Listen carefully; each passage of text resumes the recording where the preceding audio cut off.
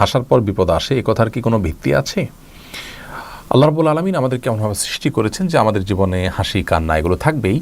বিশেষ করে আমরা যখন কোনো আনন্দের উপলক্ষ পাবো তখন আমরা হাসবো। নবী করিম সাল্লাল্লাহু আলাইহি ওয়াসাল্লাম মুস্কি হেসেছেন, অতএব মুস্কি হাসাটা সুন্নাহ। কিন্তু অতিরিক্ত হাসাহাসি করাটা নিন্দনীয়।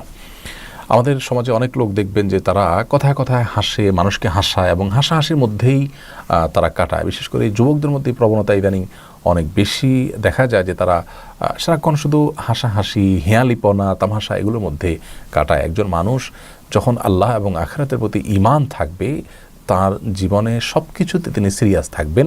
হাসির সময় এবং সুযোগ যখন আসবে, উপলক্ষ তৈরি হবে, তখন তিনি হাসবেন।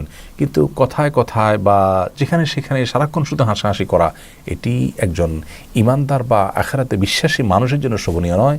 যার সামনে জান্নাত বা জাহান্নাম দুটি যে কোনো একটি অপশনে তাকে অবশ্যই যেতে হবে, সেই বিষয়টি রয়েছে। রাসূল আকরাম সাল্লাল্লাহু আলাইহি ওয়াসাল্লাম বলেছেন, তোমরা অতিরিক্ত হাসাহাসি করা থেকে বেঁচে থাকবে, কারণ ফাইন্নাহু ইউমিতুল কলব, কারণ অতিরিক্ত হাসাহাসি করলে মানুষের অন্তরকে এই হাসি, অতিরিক্ত হাসি মেরে ফেলে। এজন্য অতিরিক্ত হাসাহাসি করা উচিত নয়। অন্তর যখন প্রাণবন্ত থাকে, প্রাণচাঞ্চল্য থাকে, তখন সে অন্তর দ্বারা ভালো মন্দ আমরা নিরূপণ করতে পারি, ভালো কাজের দিকে আমাদের আগ্রহ তৈরি হয়।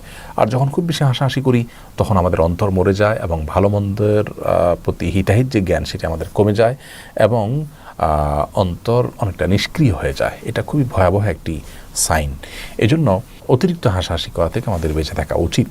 কিন্তু তার মানে এই নয় যে আমরা কেউ হাসলেই তারপরে আমাদের কান্নার কোনো ঘটনা ঘটবে, কোনো বিপদ আসবে।